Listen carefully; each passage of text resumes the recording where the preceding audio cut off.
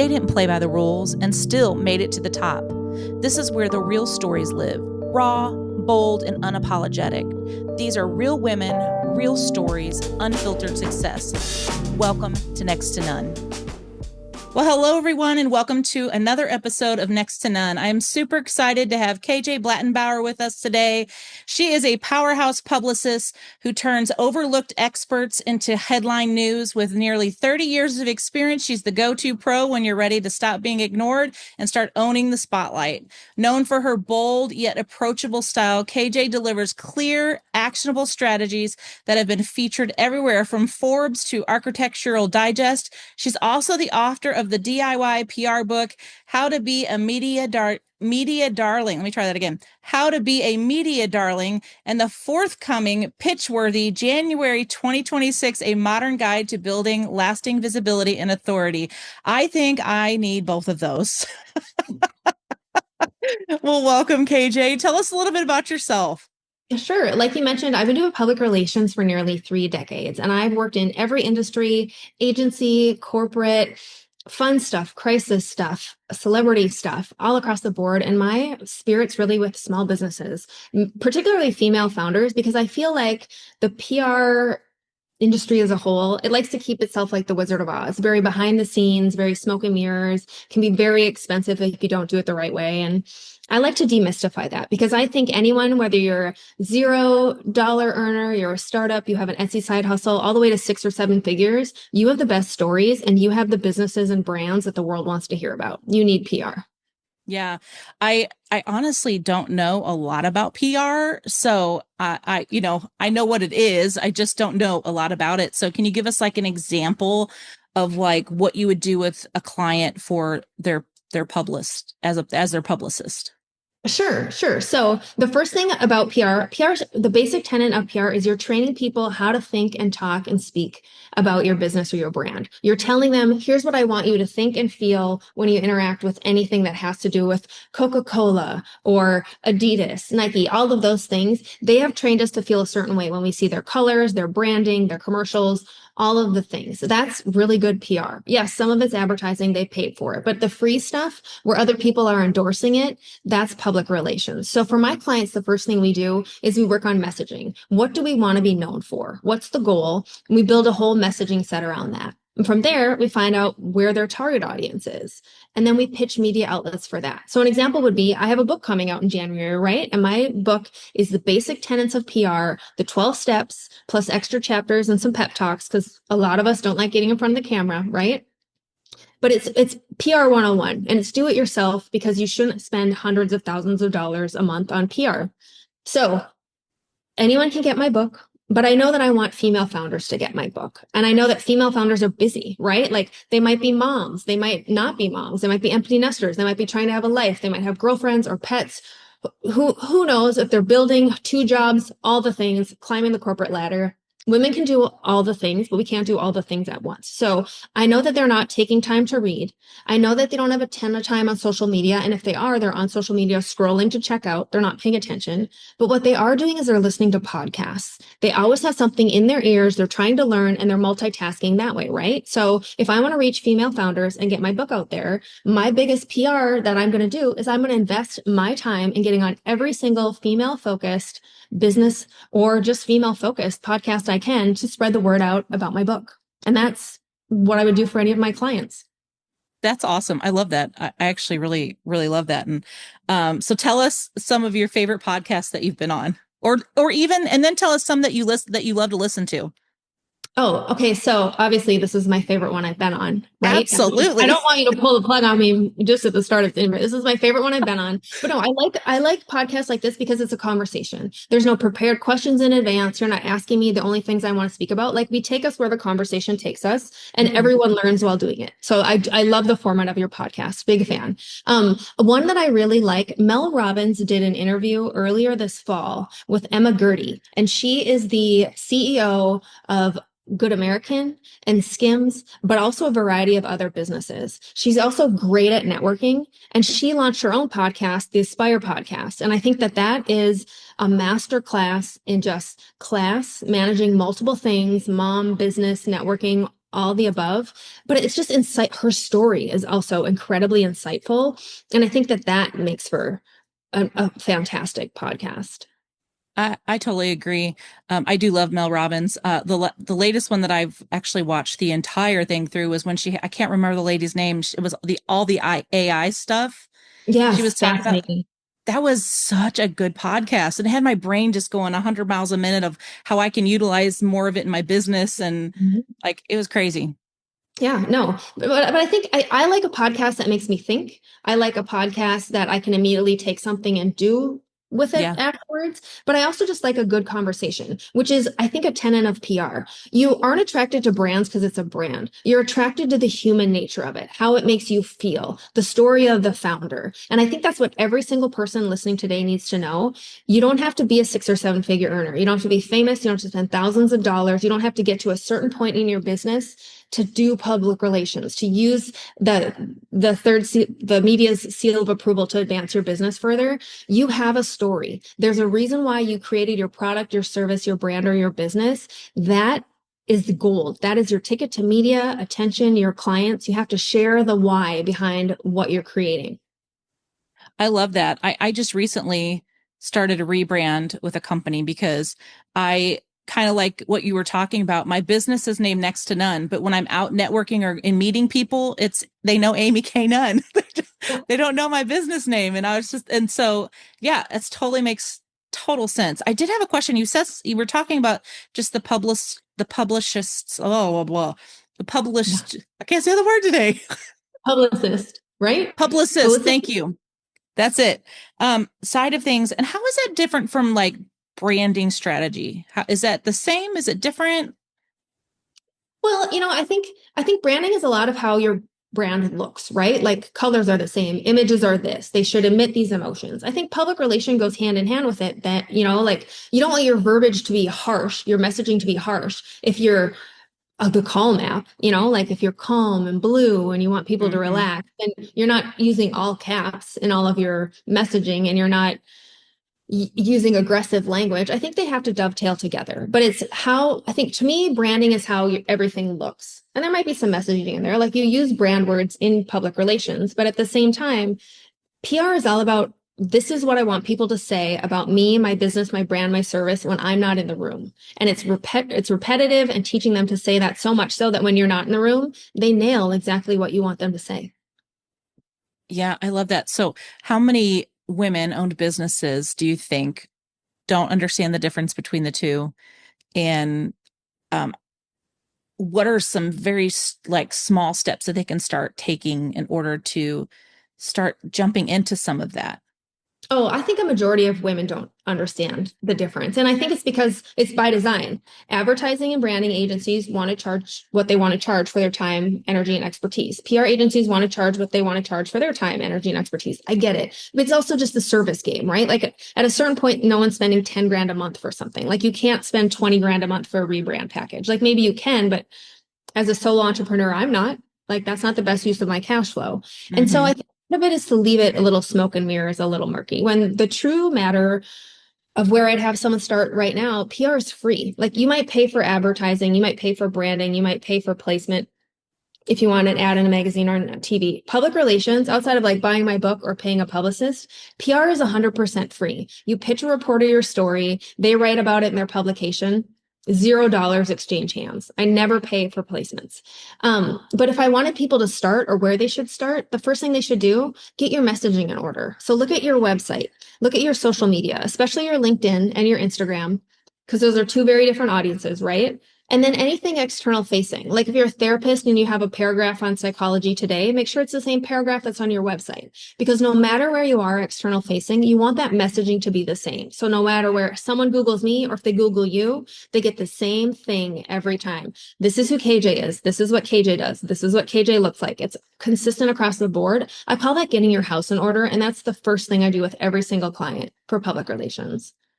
I love that. So, how are some other ways that you help women in small businesses? You're on podcast. I noticed that you're a speaker. So, you speak at conferences, or tell us a little bit more about some of that. Yeah, I took a huge break from speaking at conferences just due to COVID and just, introvert, but I love speaking on stage. I love teaching, and I feel like if you can reach more people, then you got to put yourself out there, right? So my introverted self will get up on a stage. I've spoken to small groups, large groups. I did a keynote earlier today about the joy of being seen, and I really feel like as women, we minimize ourselves. Mm-hmm. We're taught to like be seen, not heard. You know, like you can rise, but you can't reign. You can have a good idea, and you can be an inspirational mom or an inspirational female founder. Whereas, like, if a man had the same idea, he'd be like a visionary, a leader, the next whatever. And I think that there's that restriction, but I think women are taught to play small or to not Yeah. speak up. We think we'll do good work, it'll speak for itself, and we get what we get. And the truth of the matter is, no one can buy from you. They can't use your services. They can't take advantage of the benefits of your product if they don't know it exists. And so you have to speak up. You have to shine the spotlight on yourself. And it's not bragging or boastful or any of those things. It's not gross. It's visibility. And visibility is a leadership skill. It shows you know what you're talking about, you know how to help people, and it comes from a place of service. Don't want to see any female founders go through the struggle I did when I started my business and couldn't find clients or didn't know how to talk about myself.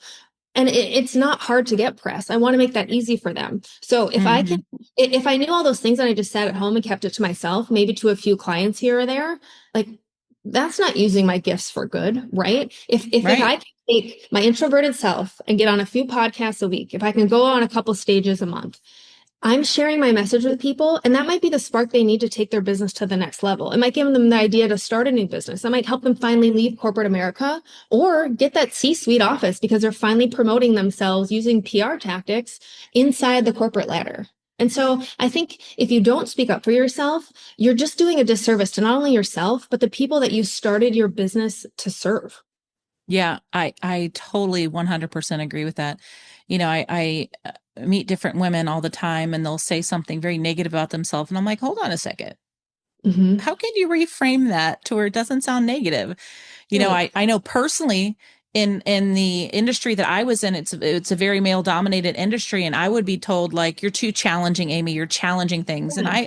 And it became very negative for me until I left and I'm like, "Wait a minute. That's a good thing that I Yep. can Yep. ask questions to challenge things to see if we can do it better, Mhm. And it's hard for women because a lot of the things that you said. And then on top of that, especially depending on the industry or even like, let's just talk about the executive, the C-suite. Yeah. It is primarily male dominated. Right. Well, I'm in the PR industry. So in my agency years, every single underling female, the heads of the agency, men. How did they get there? They had to work their way up. I didn't work with any guys. How is that possible? And the women just fall off. Like it cognitively does not make any sense. But at the same time, it's I left corporate America for the same reason you said. I was so tired of having reviews where I've exceeded expectations, worked my butt off, brought in revenue for the company, got them Mhm. more press than ever, helped them get bought out by private equity, all of the things that if a guy got, he'd be the president of the company. But I got told I'm difficult to work with. I hold people too accountable. I'm too much. I'm too passionate. Maybe just care less. Like who tells their employee to care less? Don't you want someone to care so much they do everything?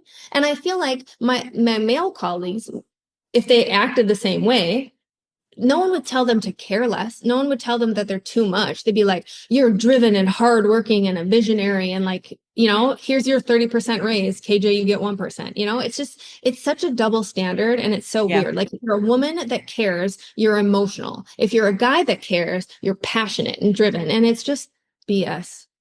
I was in a meeting one time with all the department heads, and I asked a question because a new initiative is coming down, and I asked a question, and they were like, "That's not pertinent right now. That's not pertinent." And I Mhm. was just like, "Okay." And then the executives were leading this meeting, and I texted a friend who was a male department head leader, and Mhm. I reworded the question, sent it to him, and said, "Hey, can you ask this? I already asked a question," type of thing. Yep. And he did, and they're like, "That's a great question," and I was just Yeah. like, "Okay." Yeah. You're like, thanks. Thanks. Yeah. I remember one of my first agency experiences was like that way back in the day when computers had discs. We had to promote this new discs for iMation, right? And it's one of my first meetings. I'm so excited. I'd stayed up all night brainstorming all these cool different like PR things we could do. Like So go-getter, so nerdy, so cringy now looking back on it. And all I wanted to do was say one thing in this meeting, like just so they would know that I was there. The men were talking. Every once in a while, a woman would say something, and I find everyone's like, anyone have any other ideas? Because all the ideas sucked to that point. Like they were terrible. No one, these were not good PR ideas. This was basic, awful, blah. And I just Mm-hmm. said, we should have a parade. We should literally have people dress up like these computer discs and march them down the street so people can see what they look like outside of like a boring, normal office. And everyone looked at me like it was the dumbest thing they had ever heard in the history of whatever. And in hindsight, probably was the dumbest thing they'd ever heard. And they're all like, no, it'll never work. It'll never blah, blah, blah. Like, a man mansplained a bunch of stuff to me, whatever. I zoned out because I was dying of embarrassment. Never got asked back again to one of those planning meetings. You know what they did 2 months later? Had that parade and used it because some guy suggested it in a meeting a couple weeks later. So, Yeah. yeah, I mean, it's framing. And truly, if KJ now had been in that meeting, I would have been like, no, here's all the reasons why I would have backed up my idea. I would have said what my idea was. I wouldn't have Yeah. let them mansplain to me or cower down. I would have said, here's all the reasons why it's going to work. Yeah. Is it ridiculous? So is half of the PR stunts done today. But Right. when have you seen a computer disc walking down the street, like 3 feet wide and like 6 feet tall? People are going to remember that. It's going to make for a great picture. Right now, in the time of social media, how many you get so many shares from that? Gangbusters. Oh, Computers are for putting it sure. on ideas. For sure. I think it's so funny. I have a friend. He just randomly posts, he makes AI videos of himself where his head is put on somebody else's body, Yeah. but he's getting millions of views. Like Mhm. people know who he is because of the random stuff that he puts out there. Right. Right. And it's funny and it's his thing. But somewhere in his comments, there is someone that's like, this is stupid, or you're just using AI. Well, like, no kidding. That's not, his head on Arnold Schwarzenegger's body. Like, science didn't put it there. There's always one. There's always one.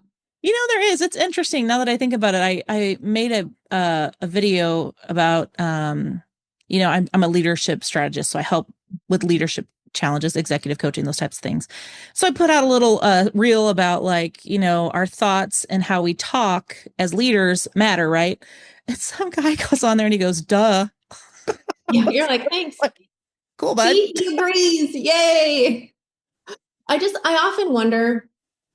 I think a lot of things. I don't say them, but like you have to go out of the thing that's so funny about me. And there's actually a chapter in the book about this because I'm the trolls. Everyone's so worried about posting things. Everyone is so Hmm. they're just worried about what people think. So it makes them Yep. not do anything. It makes them not act. And it's usually, the keyboard warriors. Social media is a big thing. It holds a lot of Yeah. people back. And I hate that. I hate that for my friends. I hate that for my clients. I hate that for women I don't know. Like it should not be a thing. There's a chapter in the book dealing with trolls because I feel like they're just so entitled and no one knows how to deal with them. And you hear someone say something negative about you or they make a bad Hmm. comment and it makes you like crawl back from where you came and you never want to do anything again. And no, like, no, like you don't punch down on a troll. You don't have to comment back to everything, but Right. don't let some idiot who's sitting behind a computer who thinks they know something ruin what you're building, dim your light, keep you Yeah. from pursuing your passion, make you stop creating your art, any of those things. Because the truth is, if you look at a majority of those people, they have accounts just to be antagonizing. Like miserable people love to make other people miserable, and that's a Yes. them problem. That's not a you problem. Absolutely. One of the other things that I have found, like in a 2 month time span, I sometimes I didn't even get any likes or anything on any of my social media. But as I Mhm. started doing it more consistently, I started getting more followers. And I think in 2 months time, I gained like 200 followers, which may not seem like a lot, but I really wasn't putting a whole lot of effort into it. But now that you're saying all these things, I'm like, oh yeah, that totally makes sense. Right. Well, I mean, also, if there were 200 people following on the street right now, you'd be concerned. So 200 is kind of a lot of people, right? Like you might call the authorities if you just had 200 people behind you all the time. But Right. I also think no one's going to gaslight you like Meta gaslights you. They change the rules every day.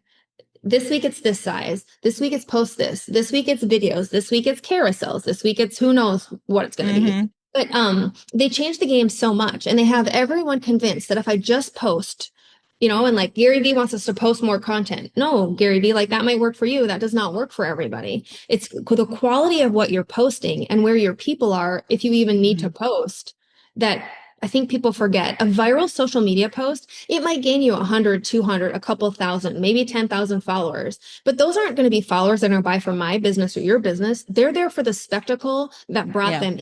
And some of them, because everyone's a negative Nelly sometimes, are there for the spectacle of when everyone disappears or you misstep and you can't handle the new spotlight and like your downfall. There's just some people who are ick like that. But a Yeah. majority of people are just there for the funny things. Like your friend has people following him for the funny videos. If he wanted to start teaching an AI class, he would see very quickly, like if he tried to monetize that, he would see very quickly a huge fall off of people because they're just there for entertaining. They're not Yeah. following for monetization or the purpose. And so I Yeah. truly believe with social media, you have to be careful. That's not the be all end all platform. I see people paying for like social media strategists. I see them paying for social media people to manage the stuff, paying for tons of ads where they're going up against the big brands. And I think part of it is it can be an arrow in your quiver, but it shouldn't be like your whole arsenal, right? Like you need Hmm. SEO. PR is free. If you're going to do all that for social, why wouldn't you use the free thing as well? You know, like if you're going to run some ads, make sure you're directing them to the right place where it's talking about you the right way. That sort of thing. Yeah, that's really good. That's actually really smart. I know for myself, like I tend to be more educational because I want to just be able to share. My philosophy in business in general is how can I help you? Like Hmm. any meeting that I ever have with someone at the very end, I say, how can I help you? You Right. know, and to me, that's my brand. That's who I am, and just in general. And so that's why I do my social media. It's like it's education. It's not really about me per se. It's just about educating people on leadership principles, or hey, you don't have to be you don't have to be the loudest woman in the room to be noticed. Here's some things you can try, you know. Right. Right. And I think that's good because you know what serves you, right? And you know what your role is, you know who your clients are, you know what serves you. And I think that that's rule number one. I think posting just to post or because someone tells you you should post 7 times a day or 7 times a week, that is not a strategy. That's something that's worked for someone else. It's not going to bring your clients in. I spent Yeah. 2 years off social media. I had no desire to do it. It sucked the life out of me. It wasn't going to attract me. Like my clients still came in droves because Yeah. that's not where I find my clients. And I only started posting on social media again over the summer just for fun. And I don't have a strategy. I post when I feel like it. I share media clips. I share a bunch of memes I think are funny that have nothing to do with PR, but they make me giggle. And like Yeah. that's the chaos that I have there. But it works. It shows people my personality. It shows what they're getting if they work with me, but it also shows like she might be goofing around right now, but her clients are getting pressed left and right. Yeah. Yeah, that's really good. Because, like, honestly, like, I'm not probably going to get a lot of clients off of my social media with what I do. I work with businesses that have teams of people and Right. culture work and those stuff. It's not going to come from there. But I enjoy educating people because I think there's some people, solopreneurs, that don't realize that they're actually a leader in what they're doing. And Hmm. so that's kind of why I kind of focus on my social media type stuff for that Yeah. kind of stuff. But Yeah. But you enjoy yeah, it. That's the huge I do. difference. You enjoy it. It's not so many people are like, oh, it sucks my will to live. Well, then don't do it. Like, just don't do it. If it's making you so miserable, stop. Yeah. Because it's clearly not, if it's making you miserable, it's not converting. It's just taking up your time. Yeah. Yeah. That's so true. What's your take on blogs? What do you think about people like do all business owners write blogs to share information, or who should be doing those things? Well, I think we're seeing a resurgence in them. Like, I think people miss long form. I think they miss reading. Yeah. I think, look, video is video. It's always going to be video. But I think people are going back to, I want to read about this. I want to learn. I want to be intentional about how something can help me. I think that's why you're seeing a resurgence of blogs and why everyone now has a Substack, right? And I think you can do both very well and direct your business towards them, right? Like your blog should be the basic tenets of what you want everyone to know about your business, the foundations, what you offer. If Hmm. it when I Google KJ, what do I want to know? That should be on my blog. If I wanted to have a Substack, I take it a step further and I'd be like, okay, here's the behind the scenes of PR. Like, here's what a press tour really is. Here's what a press junket even means. Like, here's why everyone looks so tired when they do those movie previews and like just walk people through the behind the scenes process, like in addition to like if I was a food blogger, I'd have my recipes and the stories and the things I wanted to move forward or sell on my main blog. If I had a Substack, it'd be the story behind the recipe, right? It'd be like, here's why I picked this. This makes me think of my grandma. Here's how spring makes me feel. It'd be like a whole different element where your blog is where you tell them in the billboard style. Here's what I do. Here's what I offer. Here's the pamphlet. Read all about it. The Substack then is going to be like, come into my house and experience it for yourself, right? Like, hey, let's sit in my living room. Let's talk about the things, you know? Mm-hmm. I'll bring the wine, you bring the snacks, that sort of thing. I think if you look at it from that lens, the backlinks, the SEO, the searchability, amazing for you. Do I think everyone needs to do both? No. Do I think everyone needs to blog?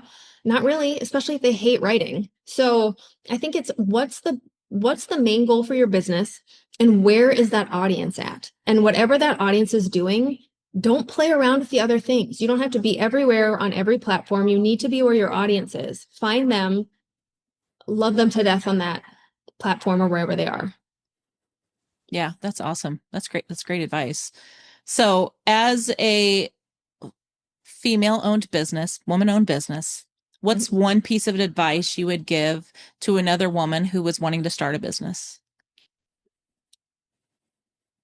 I think all too often women worry about how things look, the perception, the branding, all the pretty things. I'm going to be the first to tell you, get your administrative ducks in a row. Have a good lawyer, have good contracts, have good operations. Make sure that you're set up legally the right way, tax purposes, business purposes, all of those things. Every one of your systems should be in place before you even think about like, what do I want to post on my social media? How cool do I want my products to be? I think you have to get those back end kind of boring things in place per se, because it will make everything easier for you on the front end of things. I see so many female entrepreneurs who are creative and amazing and they make beautiful things and they have no idea how the business operations should work or how to make it a business. So then it's not a profitable business, or they don't know what their cost of goods is. But then at the same time, they haven't trademarked stuff. They haven't copyrighted their materials. They don't have the right terms and conditions. They just have the copy pasted ones that you get with like Squarespace or Shopify. And then someone comes and steals their idea from them. You know, and you could be a big person like Haley Page with the bridal who lost her name for like a decade and couldn't make dresses, couldn't even sketch dresses, you know, or you could be a small mom and pop shop on Etsy where you wake up tomorrow and a Chinese company has completely stolen your idea for earrings, trademarked everything, had as a patent somewhere. You've just lost your livelihood. And so I think that preparing yourself up front, should anything happen, but just having smart business operations, number one thing for female business owners. Because the true matter is, when I was very early, my first year in business, 7 months in, was working on an event, and I had someone sue me. They said I stole the idea for their event, and I had never been sued before. Much less for $75,000, of which I did not have, and I wasn't even responsible for this event. Like I wasn't even the right person to sue. But you don't know that when someone hands you papers in public, like you're mortified. Yeah. You know, and so I called my attorney because thank God I had an attorney. And he said, congratulations, you're officially in business. You're nobody until somebody tries to sue you or take something from you. And like he thought it was a joke. I'm dying thinking I'm going to prison for doing something wrong. I don't even know what it is. When the real matter is, if you're successful, if it looks like you're successful, if you know what you're doing, or someone sees something that they can make better about what you're doing, and you don't want to partner with them or let them get in on it, they're going to come for you. And when they do, have your systems in place. Have a really good lawyer. That's great. That's really great advice. Honestly, I know when I started my business, I didn't have some of the systems in place, which I am a systems person. I know how important they are, but I didn't even do it for myself. Yeah. Well, I mean, because it's not the fun, you know, like it's just not the fun. It's not the fun part. It's not the shiny little, thing that sits there and that, oh, that's so pretty. Right. No, it's not. It's not the glamorous part about owning a business. And let's be real. There's many reasons to own a business. There's many reasons why people start. There's people who take it seriously. There's people who take it way too seriously, right? Like I'm probably no fun to a lot of my friends who don't have businesses. I probably take it way too seriously. There's people who just want a hobby in business. And there's people who just want to say they have a business and have the perception that they have a business. Whatever you want to do, make sure that your processes are in order, because the last thing you want to do is have something not set up right. And if someone comes for your stuff, lose your whole livelihood, not just your business, but also your personal things. And a good lawyer can help you with that. But also having your system set up the right way is going to help with that. And read contracts that you get from Oh my other God, read people. every line of that contract, no matter how boring it is, and then double read it again. And then make sure that you do the Google search where it's like in perpetuity, because in perpetuity means forever, forever and ever and ever and ever and ever. Yeah.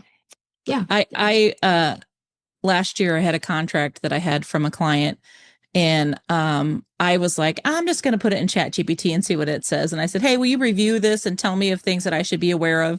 And it came back and it found like all of my intellectual property would become theirs through this process. And I was just like, oh no.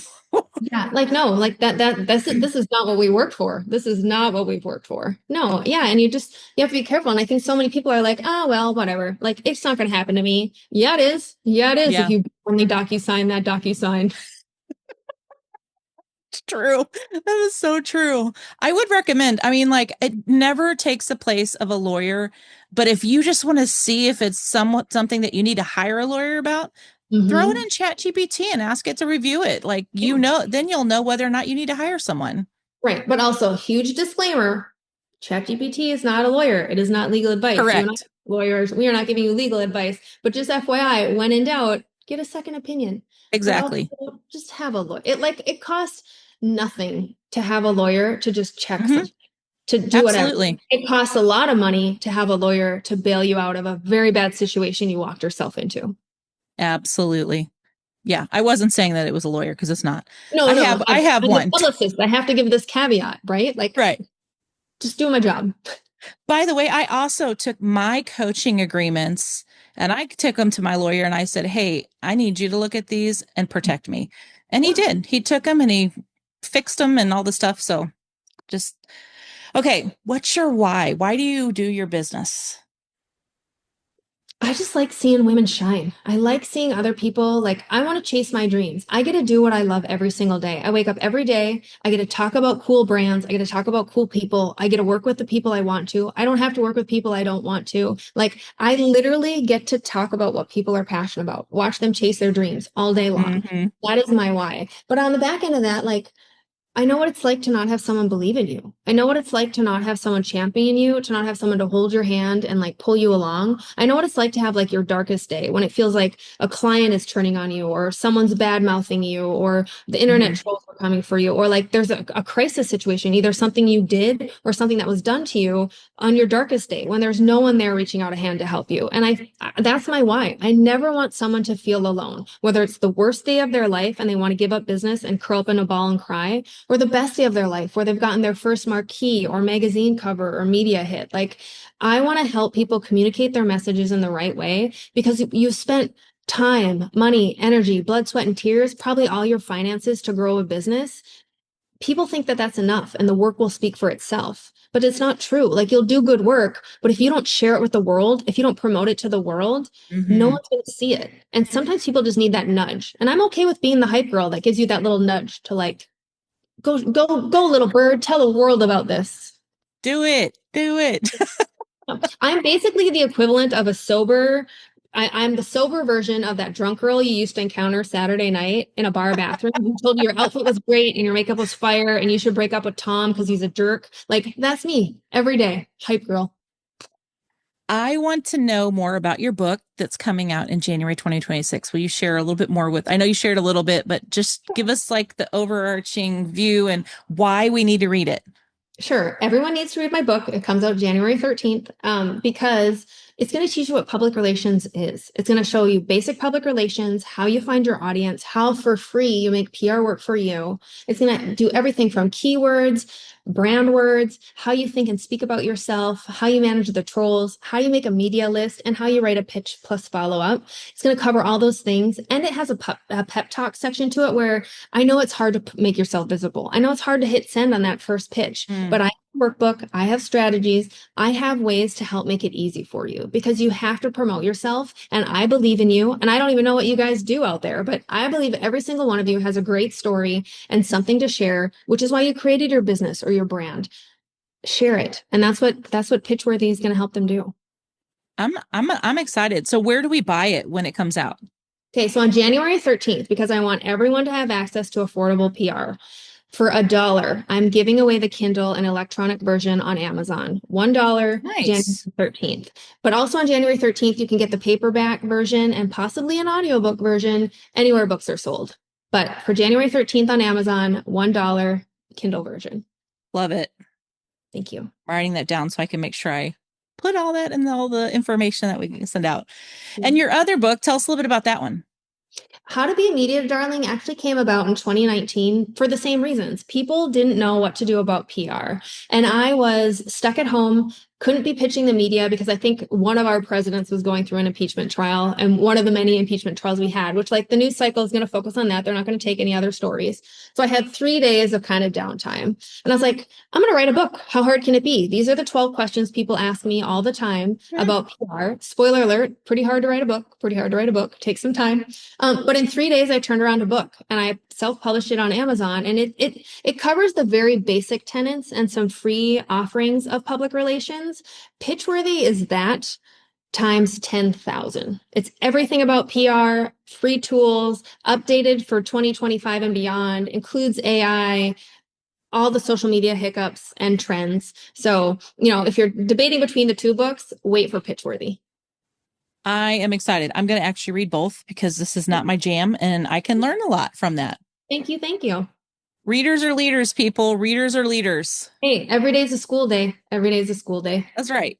And whether you do audio version, Kindle version, like I like a physical book because I can make notes in it, but right, same. And there's workbook aspects in this book that actually you can take and write down and like do the exercises. Where nice. You can pause the audiobook, you'll be able to do that. You can take it, write it on your own in a separate notebook in a Kindle. But if you're the person that has to have all the information in one spot, like me, there's space in the book for you to do that. Okay, because I know you live in Dallas area. Yep. What is your favorite restaurant? I have one there. I just am curious as to what yours is. It is very non-Dallas. It is a place it's in a strip mall. It is a seafood restaurant in a strip mall. It's called Lefty's Lobster House. It's literally behind an Orion Auto Parts. They have plastic tablecloths and the best lobster bisque with chunks of lobster I've ever had in my life from around the world. They are world for their stuffed lobster tail. Like it has everything in there. It's so good. And they have crab legs that are longer than my arm. So my husband and I go as often as we can. It's always busy, always busy. It's just such good seafood. You get the seafood, whatever you pick, like lobster tail, 2 lobster tails or crab legs. Then you get a side of like, I think you get a baked potato and like some sort of vegetable. I have never made it to the baked potato or the vegetable because there's so much seafood. I'm full by the time that Lefties. We had friends introduce it to us a couple years ago, and my husband and I went for the next 7 weeks in a row because it was so oh my good. gosh, that's awesome. I think he had mercury poisoning from all the seafood. So good. That's amazing. Lefty's Lobster House in Addison, Texas. Amazing. I have Lefty's Lobster House. I'm gonna have to tell my friend about it. And you don't have to get dressed up. It's not fancy. It's casual. Yeah. And they also apparently they have the best key lime pie outside of key lime pie land. But again, I've never made it to the side dish. I'm definitely not making it to dessert. Okay. Where's key lime pie land at? Like, isn't it in Florida? Isn't that like where everyone? Oh, that could be Florida Keys, right? Like that's. Yeah, sure. You go there for key lime I have pie. no idea. We learned something new today. I sure did. Okay, I have to tell you though, I love papacita. Oh yeah, good choice. Good choice. That's a good one down there. Anyway, okay, sorry, that was so totally random, but I just had to know because I do love the Dallas area, like we were talking about earlier. For both of them. Look at you, just being a PR girl for papacita. Yeah, you're welcome. Oh, that's actually a point into a great question. Affiliates, like what is your take on that? I think it's good if it's done the right way, right? I think you're seeing right now it done the wrong way with faceless marketing, right? Because there's so many people who just glom onto a product to sell it. And it's like they're selling it to each other. Like they're all just keep selling it, and it doesn't step outside of their circle. I think it's great to spread the word further for what you're doing, right? Like it's a borrowed network. It's the same thing as I don't have my own podcast, but I want to promote my book. So I come on your podcast and it's borrowed credibility. Affiliates can be that, right? Like you have a great product. If I want to start selling it, I'm endorsing your product to my people. It's a new audience for you. That's great. I think it has to be a product you truly believe in. And I think you Yeah. have to support your affiliates, and your affiliates have to know what they're selling. So I think if it's communicated properly and done right, amazing. I think if it's this weird incestuous thing where you're just scamming people to course buy that cycle, that gives Yeah. me. That's awesome. I'm glad you said that because I hadn't thought about it from that perspective. But yeah, that's true. Hadn't really thought about that. All right. So as we wind this down, tell us all your socials. How can people follow you and work with you? All the things. Okay, perfect. If you're looking for me and want PR advice, Hearsay PR, HEARSAY PR.com is my website. You can also follow Hearsay PR on Instagram. And if you want to reach me directly, it's KJ Blattenbauer, KJBLATTENBAUER on Instagram. I respond to every single DM. You might get some memes. It's just who I am as a person, but I'm always down Love to it. celebrate your wins, answer any questions that I can. Awesome. Well, I really appreciate you coming on. I know it was a little bit of a journey to get here, but we just try to make sure that each guest is going to bring value to the audience, and this was a very valuable conversation. I really appreciate you coming on, and it was really great meeting you. And thank you so much for sharing so much. Thank you. Thank you so much for having me. Any parting words for us? Visibility isn't vanity, right? Get out there and share your story. Visibility is a strategy for moving your authority further, and but also your business further. You went into business for a reason. You created something for a reason. Share that reason, the thing you're passionate about, with the other people who are like-minded. Yes, you might repel some people, but you're going to attract your people. They can't find you if they don't know about you. So don't be scared of being visible. That is my parting lesson. Love that. Not everybody's people are the same people. Mhm. That's great. Well, thank you so much. And I'm excited for everyone to be able to listen to this and hear your knowledge. It's great. Thank you.